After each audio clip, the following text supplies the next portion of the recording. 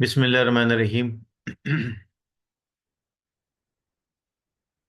Welcome at Pace platform. मैं Pace academy के एक नुमाइंदे की हैसियत से आपसे मुखातिब हूँ। आज का जो हमारी डेमो है वो बेसिकली आपके इंग्लिश के पेपर के हवाले से है। हम इंग्लिश पे बात करेंगे। मैं आपको यह क्लियर करता जाऊं कि आपके कंपेटिटिव एग्ज़ाम के मुतालिक कोई भी जो आपका टॉपिक जो आप सोच सकते हैं, वो तमाम टॉपिक्स जो हैं हम इस प्लेटफॉर्म पे उनको एड्रेस करेंगे।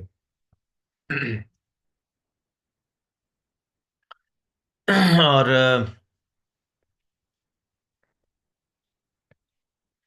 बाकी रहेगी जितनी भी टीम है माशाल्लाह पेस की, they are very competent people. और इंशाल्लाह मैं अपनी तरफ से आपको यकीन दिलाता हूं कि आप सेफर हैंड्स में हैं। और मैं आपकी हर क्यूरी को जो है वो सेटिस्फाई करने की कोशिश करूंगा, एड्रेस करने की कोशिश करूंगा। मैं आपको 24/7 जो है मैं आपके साथ कमिटेड दूंगा। और ये हमारे अदारे की, हमारी एकेडमी की जो इनिशिएटिव है कि हम आपके साथ 24/7 जो है वो चलेंगे। Particularly I am talking about my self. मैं अपने बारे में बात कर रहा हूँ। कुछ इसमें लोग ऐसे भी नजर आ रहे हैं जो मेरे से पहले भी कम्युनिकेटेड हैं, और यकीनन वो इस बात की गारंटी हैं, वो आपको वेरीफाई करेंगे कि प्रोफेसर उमर इब्राहिम जो हैं वो 24/7 अवेलेबल होते हैं और आपकी हर क्यूरी को जो वो एड्रेस करते हैं। और इंशाल्लाह मेरा हर लेक्चर आपके लिए एक अंडरस्टैंडिंग के साथ आएगा। और आपको हर लेक्चर जो एक इंडिविजुअल लेक्चर नजर आएगा। So I promise with you, that's okay जी। देखें बेटा, आप किसी भी एग्जाम में जाएं, कोई भी आपकी competitive एग्जाम है, उसमें आप सीएसएस को देख लें, पीएमएस को देख लें, आप अपनी जुडिशरी को देख लें, या आप बैसियत राइटर हैं, या बैसियत आप एक एस्पायरेंट हैं, तो जहां आपके लिखने का ताल्लुक आता है, तो आपकी जो राइटिंग है उसकी जो बेसिक यूनिट होती है वो है आपकी सेंटेंस। बेटा, अगर आपको सेंटेंस की अंडरस्टैंडिंग है, अगर आप सेंटेंस को आइडेंटिफाई कर सकते हो, तो यकीनन आप अपनी तहरीर में बड़े कॉन्फिडेंट होंगे। और मैं आपको यकीन से कहता हूं और मैं यकीन दिलाता हूं आपको कि मेरे लेक्चर से पहले आप जितनी भी राइटिंग्स करते रहे हैं, आप जो जो भी आपने लिखा है, वो आपका एक एक्सपीरियंस बेस्ड एक्टिविटी थी। इंशाल्लाह आज के बाद, जैसा कि आप मेरे साथ कम्युनिकेटेड हैं, आप देखेंगे कि आप एक एक सेंटेंस जब आप लिखेंगे तो आप बहुत कॉन्फिडेंट होंगे और आपको पता होगा कि इस सेंटेंस की मुझे थारो अंडरस्टैंडिंग है, और इसके एक एक इंग्रेडिएंट को, एक एक एस्पेक्ट को जो है वो मैं बहुत अच्छी तरह जानता हूँ। मैं बेसिकली आपको सेंटेंस की एनाटॉमी पढ़ाऊंगा, मैं आपको उसकी ग्रामर पढ़ाऊंगा, मैं उसका स्ट्रक्चर पढ़ाऊंगा आपको। और आप इस बात का यकीन रखिए कि इंशाल्लाह ऐसे मैं ना सिर्फ पढ़ाऊंगा बल्कि आपको तैयार करवाऊंगा। प्रेसी में ना सिर्फ आपको पढ़ाऊंगा बल्कि मैं आपको प्रेसी में आप अपनी मास्टरी फील करेंगे कि we are masters at precis making. Let's move जी। देखिए बेटा, आपने बहुत जूनियर क्लासेस से ग्रामर सीखना शुरू की होगी, और हर टीचर ने अपने तय कोशिश की होगी कि आपको वो सिखाएं अपने नॉलेज के मुताबिक, अपनी एक्सपर्टीज के मुताबिक। मैं सबसे पहला पॉइंट जो आप तक कन्वे करता हूं वो बेटे ये है कि सेंटेंस को शुरू करने से पहले आपको उसके लीनियर ऑर्डर की अंडरस्टैंडिंग होनी चाहिए। अब जो लीनियर ऑर्डर हमारे पास है सेंटेंस का, वो एक जनरल स्ट्रक्चर क्या बनती है हमारे पास, वो है सब्जेक्ट, वर्ब, ऑब्जेक्ट। अब मेरा पहला सवाल आप लोगों से है बेटा, क्योंकि जब तक आप एक्टिव पार्टिसिपेंट नहीं है, आपकी जो लर्निंग है वो एक्टिव नहीं होगी। ठीक है। मेरा सवाल ये है, क्या जैसा कि आपके सेंटेंस के बारे में मेरे सामने लिखा भी हुआ है कि सब्जेक्ट वर्ब ऑब्जेक्ट आपका जो लीनियर ऑर्डर है, क्या हम अपने सब्जेक्ट को, इसकी प्लेसमेंट को चेंज कर सकते हैं, इसकी पोजीशन को चेंज कर सकते हैं? जी शयान आप बताइए, इज इट पॉसिबल कि हम अपने सब्जेक्ट को यहां से उठाकर कहीं और ले जाएं? जी बेटा, शयान, शयान मेरा आपसे सवाल है। Yes sir, yes sir. जी बेटा बताइए कि क्या आप अपने सेंटेंस में अपने सब्जेक्ट की जी सर। जी प्लेसमेंट चेंज कर सकते हैं बेटा? जी जी मैं, सर, सब्जेक्ट चेंज हो सकता है। कैसे बेटा मेरी बहना बुदरा बताइए, मुझे एक्सप्लेन कीजिए कि क्या आपका सब्जेक्ट जो लीनियर ऑर्डर में सेंटेंस के शुरू में होता है, क्या आपका सब्जेक्ट सेंटेंस के सेंटर में आ सकता है, मिडल में आ सकता है? क्या आपका सब्जेक्ट सेंटेंस के बिल्कुल एंड पे जा सकता है? अगर वो जा सकता है तो उसका रूल क्या है, हमने बुनियादी तौर पर यह सीखना है। जी शयान, आपने वेरीफाई किया कि डेफिनेटली हमारा सब्जेक्ट जो है यहां से शिफ्ट हो सकता है। हमारा सब्जेक्ट जो है वो सेंटेंस के शुरू में भी आ सकता है, हमारा सब्जेक्ट जो है वो सेंटेंस की मिडल में भी आ सकता है, हमारा सब्जेक्ट जो है वो सेंटेंस की एंड पे भी आ सकता है। नो सर, पैसे वॉइस में ऐसा हरगिज नहीं होता सर। पैसे वॉइस में आपका सब्जेक्ट सब्जेक्ट नहीं रहता, क्योंकि प्रेपोजिशन बाय के बाद आप जब भी वो नाउन लिखोगे या प्रोनाउन लिखोगे रिस्पेक्टेड, वो आपका ऑब्जेक्टिव केस में जाएगा, वो आपका सब्जेक्ट नहीं होता। जी मैं आपको बताता हूं जी। जी हम एक और क्यूरी ले लेते हैं। कोमल, परी कोमल साबा, बेटे आप एक्सप्लेन कर सकते हैं? यस जी, जी मेरी बहना, आप क्या कहती हैं, what do you say? Sir. Can be place are sir, subject in the middle और at the end of the sentence? Yes sir, middle में भी आ सकता है, लास्ट में भी आ सकता है। जी बिल्कुल एग्रीड हूं, मैं आपकी बात से मुत्तफिक हूं। अब देखो बेटा, हमारे पास एग्जाम्पल, नीचे आ जाइए जरा। सब सेंटेंस का लीनियर ऑर्डर क्या होता है? सब्जेक्ट होता है, वर्ब होता है, और ऑब्जेक्ट होता है। Position of subject in a sentence, ये हेडिंग मैंने दी है, position of subject in a sentence. हमारे सब्जेक्ट की सेंटेंस में क्या पोजीशन और प्लेसमेंट होती है? सेंटेंस है बेटा आपके पास, आई टीच इंग्लिश। इसमें बेटा आपका जो आई, जो कि as a noun phrase function करता है, ये सेंटेंस के शुरू में, और ये एज ए सब्जेक्ट फंक्शन कर रहा है। इसी तरह सेकंड सेंटेंस में आप इसकी एग्जांपल को देखिए, यहां पर लिखे it is I who teach English, it is I who teach English. यहां पर आई जो है वो बेसिकली सेंटेंस के मिडल में है। मिडल डजंट मीन कि आपकी दोनों तरफ जो है वो वर्ड्स की जो वो बैलेंस होनी चाहिए, कि इधर कोई पांच छह वर्ड है, इधर कोई पांच छह वर्ड है। It doesn't mean, actually. अब देखिए, इट इज आई बेसिकली क्या है, ये क्लॉज है आपकी, इट इज जो वो क्लॉज है। अब देखिए कि हु टीच इंग्लिश, डिपेंड। अब ये दूसरी सेकेंड क्लॉज है। अब देखिए इन दो क्लॉजेस के दरमियान हमने क्या किया, अपने सब्जेक्ट को प्लेस किया, it is I who teach English. अब ये हमारा जो सब्जेक्ट है वो सेंटेंस की मिडल में आ गया। हम तीसरी सेंटेंस में जाते हैं, वहां लिखा है हु एम आई। आपका सब्जेक्ट कहां पे प्लेस हो गया? सेंटेंस की एंड पे। देखो बेटे, आप लोगों ने आज तक ये पढ़ा है कि आपका सब्जेक्ट सेंटेंस के शुरू में आता है, फिर उसके बाद वर्ब आती है, और फिर उसके बाद ऑब्जेक्ट आता है। हम आज पढ़ें कि आपका सब्जेक्ट सेंटेंस की मिडल में भी आ सकता है, सेंटेंस की एंड पे भी आ सकता है।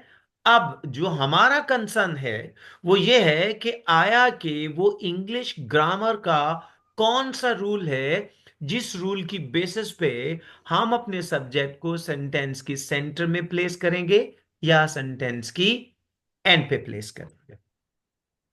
तो वो बेटा रूल है आपका inversion. Inversion. Inversion means reversal position और placement. of position or placement।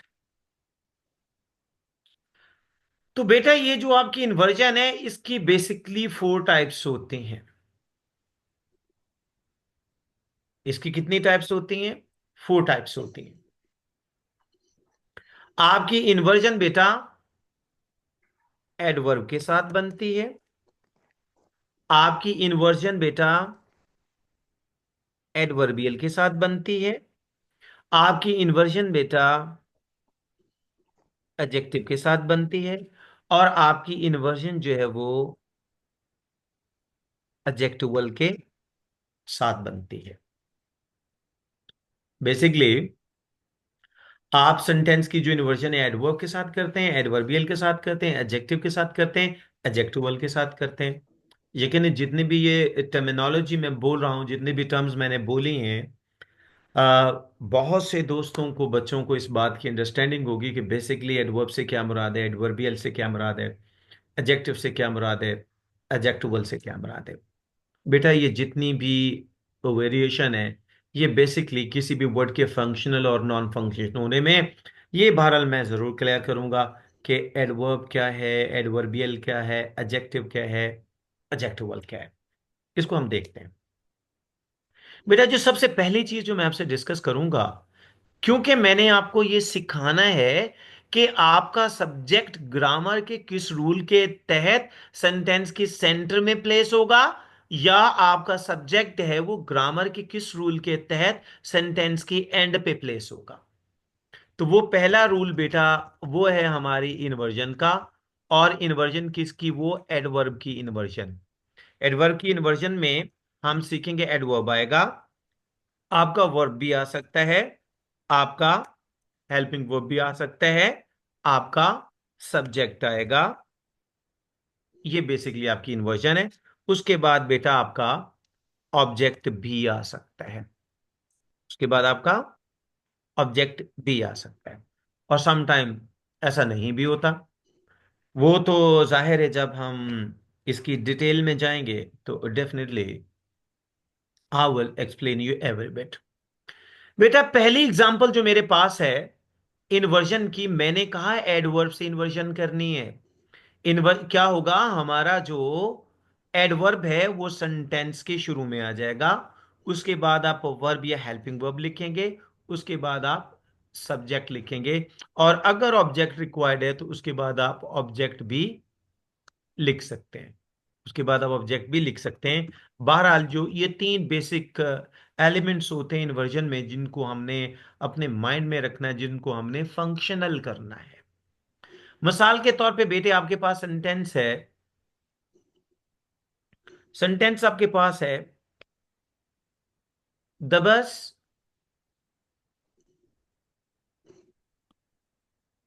Ji, the bus comes here. The bus comes here. अब देखें बेटा इस सेंटेंस में दबस क्या है? ये बेसिकली आपका सब्जेक्ट है। कम्स क्या आपका वर्ब है। और हेयर क्या है? ये आपका एडवर्ब है। इन्वर्जन जब हमने करनी तो हमने क्या करना है? एडवर्ब सेंटेंस के शुरू में लेके आना है। हम यहां पर ले आते हैं एडवर्ब हमारा, और वो हमारा एडवर्ब क्या है, हेयर आ गया। यहां पे हमने हेयर को रिमूव कर दिया। उसके बाद बेटे हमने क्या लिखा है कि उसके बाद अपने वर्ब और हेल्पिंग वर्ब लेके आना है। हमने बेटा यहां पर कम्स वर्ब लगा दी। उसके बाद आप क्या करेंगे, अपने सब्जेक्ट को सेंटेंस के एंड पे प्लेस कर देंगे। ये एग्जांपल, ये बेसिकली आपका की सेंटेंस है। और इसकी इन्वर्जन हमारे पास क्या है कि एडवर्ब, वर्ब और हेल्पिंग वर्ब और सब्जेक्ट। अब देखिए, आप अपने सब्जेक्ट को सेंटेंस की सेंटर में कैसे लाएंगे। देखिए जी, अब सेकंड सेंटेंस आपकी बनती है यहां पर। वो सेंटेंस है आपकी,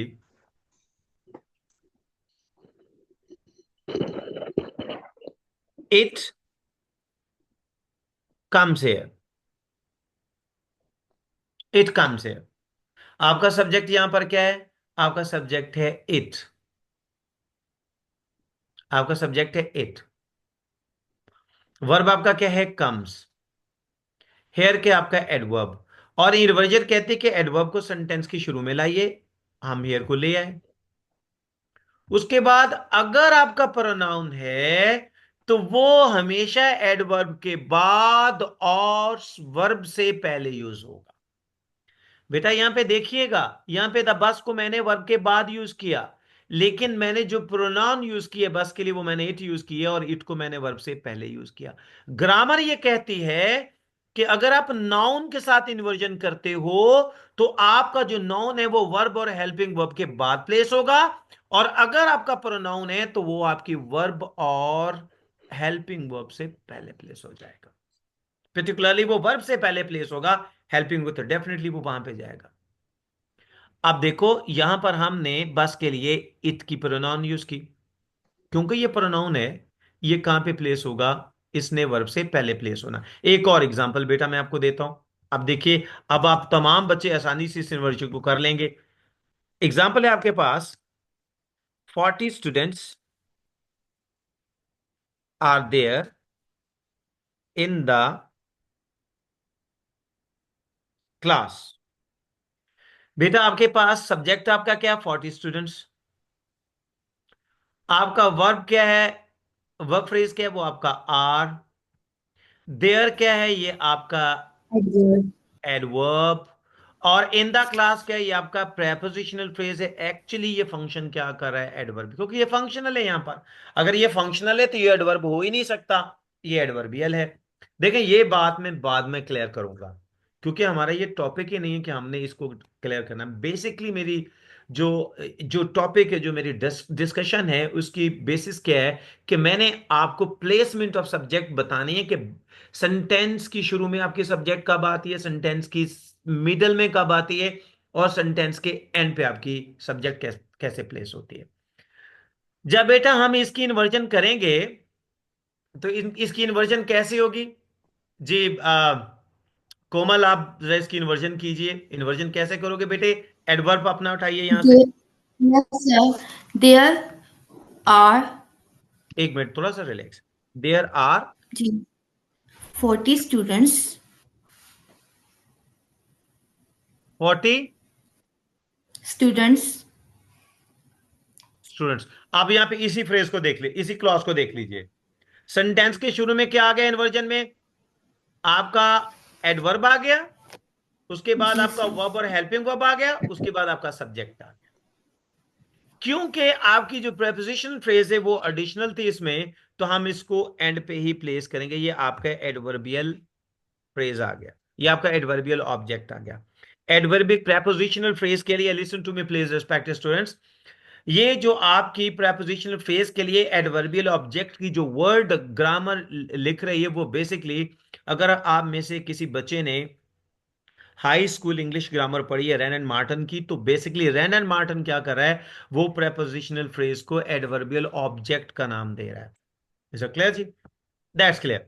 तो दिस इज हाउ कि आपका जो इन्वर्जन जो होती है, आप देखिएगा कि आप इसकी इन्वर्जन ब्रेक करेंगे तो सब्जेक्ट सेंटेंस के शुरू में ले आएंगे। बुनियादी तौर पर जो देयर आपकी एडवर्ब है, आर की आपकी वर्ब फ्रेज है, 40 स्टूडेंट्स क्या है वो एक्चुअली आपकी सब्जेक्ट है, और इन दी क्लास क्या है वो आपकी एडवर्बियल ऑब्जेक्ट है। जैसे मैंने लिखा था ना कि आप अपने ऑब्जेक्ट को सेंटेंस के एंड पे ला सकते हैं, तो इन द क्लास बेसिकली आपकी एडवर्बियल ऑब्जेक्ट है। और एडवर्बियल ऑब्जेक्ट इसको डिक्लेयर कौन करता है? ये rain and Marton high school English grammar में इसको ये डिक्लेयर करता है कि आपकी पीपी जो है, आपका प्रेपोजिशनल फ्रेज क्या होती है, वो सेंटेंस में समटाइम्स क्या करती है, वो एडजेक्टिव का फंक्शन भी करती है, और समटाइम वो आपके एडवर्बियल ऑब्जेक्ट का फंक्शन भी करती है। तो बेटा यहां पर मैंने आपको बताया कि पहली चीज मैं आपको बताने में कामयाब हो गया। वो क्या थी?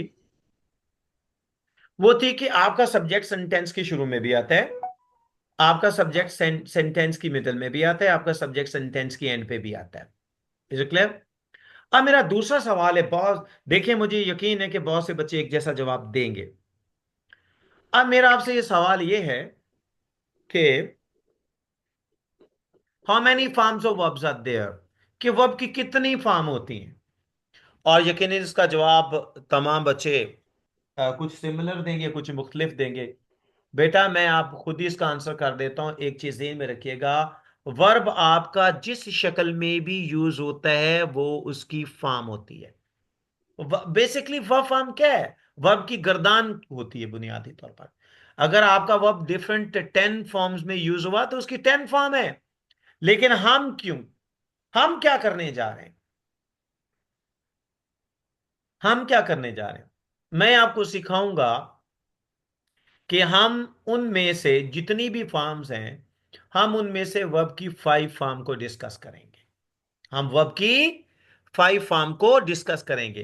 पहली फॉर्म हमारे पास क्या है बेटा? लिखी हुई है, go. Second form went, gone, going, गोस।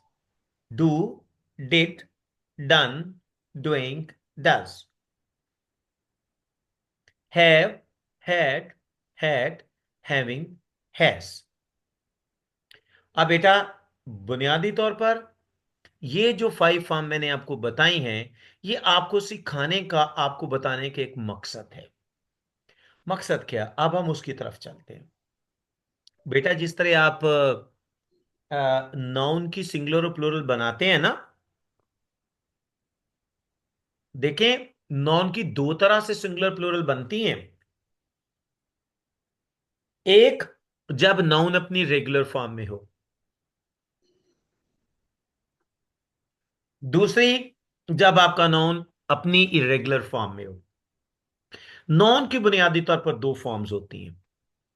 एक होती है उसकी रेगुलर फॉर्म, एक होती है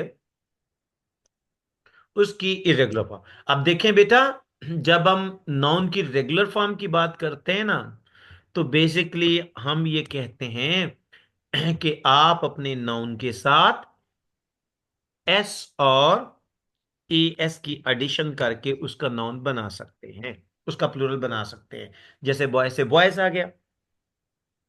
दूसरा इसका रूल ये है कि आप अपने नाउन के साथ उसकी ई एस की एडिशन करके आप उसकी प्लूरल बना सकते हैं।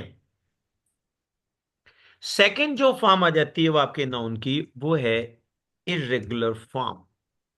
बेटा इरेगुलर फॉर्म में आप अपने नाउन की प्लूरल जो है वो एस और ई एस के साथ नहीं बनाते, आप उसको इरेगुलर फॉर्म में ले जाते हैं। जैसे मैन, जैसे माउस है बेटा, माउस से क्या बनता है आपका? माइस। ये देखिए बेटा, जिस तरह हम नाउन की रेगुलर फॉर्म बनाते हैं ना, तो रेगुलर फॉर्म बनाने के लिए हमें नाउन के साथ एस और ईएस की एडिशन करना पड़ती है। तो आप सिंगुलर फॉर्म के साथ एस लगाओगे या ईएस लगाओगे तो ये प्लूरल बन जाएगी। अब मेरा आपसे सवाल यह है कि क्या आपके वर्ब भी सिंगुलर और प्लूरल हो सकते हैं? क्या आपका वर्ब भी सिंगुलर और प्लूरल हो सकता है? जी प्लीज मिस्टर मुजम्मल आशिक साहब, आप बता सकते हैं कि क्या आपकी वर्ब जो होती हैं वो भी सिंगुलर और प्लूरल फॉर्म में हो सकती हैं? जी बिलाल सलीम कयानी साहब। Can you answer sir? जी। मोहम्मद बूटा के नाम से हैं यहाँ पर कोई? सो मोहम्मद बूटा साहब, advocate Mohammad Buta, can you answer sir? जी मिस्टर जाहद, क्या आप बता सकते हैं कि क्या आपके वर्ब की सिंगुलर या प्लूरल होती है? Yes please. देखो बेटे, जब तक आप ऑर्डेंट पार्टिसिपेंट नहीं है ना, मेरे लेक्चर में ये कंडीशन है कि आप ऑर्डेंट पार्टिसिपेंट बन के चलते हैं। Okay. Okay that's okay Bilal ji. बताइए जी कोमल परी साहबा, कि क्या आपकी जो वर्ब है वो उसकी सिंगुलर या प्लूरल होती है? यस सर, जी होती हैं। बेटा, वो जरा एक्सप्लेन कर दीजिए। सर जैसे कि ये जैसे प्रेजेंट इंडेफिनिट में होता है, एस या ई एस का इजाफा हम जी लगाते हैं, सर, दा थैंक है यू वेरी तीन है। Much, let's listen to me please, thank you very much miss. आपकी जो फर्स्ट फॉर्म ऑफ वर्ब होती है ना बेटा, ये हमेशा प्लूरल वर्ब होती है। और आपकी फिफ्थ फॉर्म जिसके साथ आप एस और एस की एडिशन करते हैं, वो आपकी फिफ्थ फॉर्म होती है। इन शॉर्ट बेटा, आपकी फर्स्ट फॉर्म प्लूरल वर्ब है, आपकी फिफ्थ फॉर्म सिंगुलर वर्ब है। जैसा कि हमने रेगुलर नॉन में पढ़ा है ना, कि बॉय सिंगुलर है, बॉयज प्लूरल है। लेकिन बेटा वर्ब में ये केस डिफरेंट है। वर्ब में क्या होता है कि आपकी फर्स्ट फॉर्म जो होती है वो प्लूरल होती है, और आपकी फिफ्थ फॉर्म क्या होती है, वो बेसिकली आपकी सिंगुलर होती है। वो क्या होती है? वो सिंगुलर होती है। ठीक हो गया? अब हम चलते हैं नेक्स्ट। देखें, आपने यहां तक ये तो सीखा, दो तीन चीजें आपने सीख ली हैं। आपने ये सीखा है, आपका सब्जेक्ट सेंटेंस के शुरू में भी आ सकता है, सेंटेंस के मिडिल में भी आ सकता है, आपका सब्जेक्ट सेंटेंस की एंड पे भी आ सकता है। दूसरी चीज आपने क्या सीखी है, कि आपकी जो फर्स्ट फॉर्म ऑफ वर्ब होती है बेसिकली वो प्लूरल वर्ब होती है, आपकी जो फिफ्थ फॉर्म ऑफ वर्ब होती है वो बुनियादी तौर पर आपकी सिंगुलर वर्ब होती है। अब देखें बेटा, आपने ये तो सीख लिया कि आपका सब्जेक्ट जो है वो शुरू में आ सकता है, मिडिल में आ सकता है, और एंड पे आ सकता है। अब आपने सीखना क्या है, कि बुनियादी तो आपका कौन कौन सा वर्ड जो है वो एज ए सब्जेक्ट फंक्शन कर सकता है। और पहला उसमें रूल वो तो हम डिस्कस करेंगे। अब ये था आ कॉमन नाउन। जब आपका common noun as a subject function करता है ना, वो कभी भी आर्टिकल के बगैर नहीं आता। वो कभी भी आर्टिकल के बगैर नहीं आता। यहां पे स्टेटमेंट मैंने दी है, a common noun is not used without an article. How many articles are there? आपके पास कितने आर्टिकल्स होते हैं बेटा? आपके पास तीन आर्टिकल है। द फर्स्ट वन इज, आपके पास जो एज ए आर्टिकल फंक्शन करता है वर्ड, वो है आपके पास द। द क्या बेसिकली बेटा, ये कॉन्ट्रैक्शन है किसकी? दैट की। देखें बेटे, अगर आप अपनी जो मुट्ठी को बंद करते हैं तो ये दा बनता है, अगर मुट्ठी को खोलते हैं तो ये दैट बनता है। बुनियादी तौर पर आर्टिकल दा जो है ये फंक्शन करता है, ये बेसिकली आर्टिकल ये क्या है? ये कॉन्ट्रैक्शन है आपके वर्ड दैट की। ये कॉन्ट्रैक्शन किसकी है? ये आपके वर्ड दैट की। जो हमेशा मानी देता है वो जो, या वही के, वो जो, वही।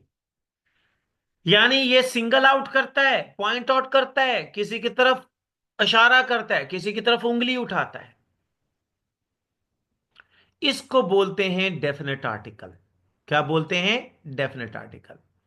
दूसरा जो बेटा आर्टिकल आपका, वो है आपका इंडेफिनेट आर्टिकल, जिसको ए और एन कहा जाता है। ये बेसिकली कॉन्ट्रैक्शन है किसकी? एनी की। ये कॉन्ट्रैक्शन है एनी की, और ये हमेशा मीनिंग देती है कोई या किसी का सेंस किसी। देती है। कोई या किसी का सेंस देती है। अब जो तीसरा आर्टिकल जो कि इससे पहले आई एम वेरी कॉन्फिडेंट के मेजॉरिटी को इस चीज का इल्म नहीं था कि तीसरा आर्टिकल जो होता है वो आपका होता है जीरो आर्टिकल, यानी सम। और सम बेसिकली सेंस देते हैं चंद या कुछ, चंद या कुछ। अब बेटा यूजेज देख लीजिए। आर्टिकल दा जो होता है बेटा, ये आपके सिंगुलर नाउन के साथ भी आ सकता है। ये आता कैसे, ये तो बाद में हम बात करेंगे। ये सिंगुलर नाउन के साथ भी आ सकता है, और ये आपके प्लूरल नाउन के साथ भी आ सकता है। इंडेफिनिट आर्टिकल जो होता है बेटा, ये आप हमेशा सिंगुलर नाउन के साथ आता है। और बेटा आपका जो सम आर्टिकल है, जीरो आर्टिकल, ये सेंटेंस में अंडरस्टूड होता है मगर लिखा नहीं जाता। ये हमेशा किसके साथ आता है? प्लूरल नाउन के साथ आता है।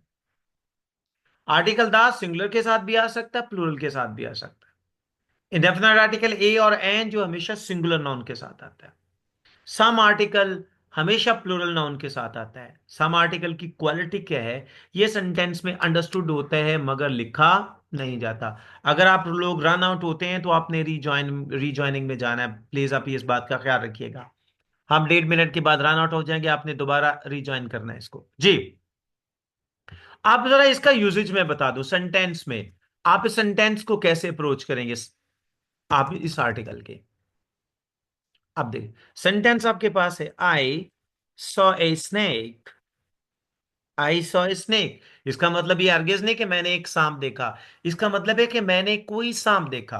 वन ए से कि मैंने कोई सांप देखा, तो इसका मतलब है कि मुझे सांप के ना तो कलर का पता है, ना उसकी ब्रीड यानी ना उसकी नस्ल का पता है। I saw a snake. फिर मैं कहता हूं the snake, the snake is cobra. अरे वो सांप जो मैंने देखा, दा का मतलब वो जो वही, वो सांप जो मैंने देखा इस कोबरा, मैंने आइडेंटिफाई कर दिया उसको किस चीज का नाम देके, कोबरा कहकर। ये पर्टिकुलराइज हो गया। पहला सेंटेंस क्या बताता है? आई सॉ ए स्नेक, मैंने सांप देखा, मैंने कोई सांप देखा। इसका मतलब the snake is not identified. I don't know what's its colour और इट्स ब्रीड, मुझे नहीं पता कि इसका रंग क्या है, इसकी नस्ल क्या है। When I say the snake is cobra, it means now it is identified, I can recognise it, it is cobra. Is it clear? अब देखें जी सेंटेंस नंबर 3 में, अब जीरो आर्टिकल में आ जाते हैं। जीरो आर्टिकल में व्हेन आई से boys play cricket,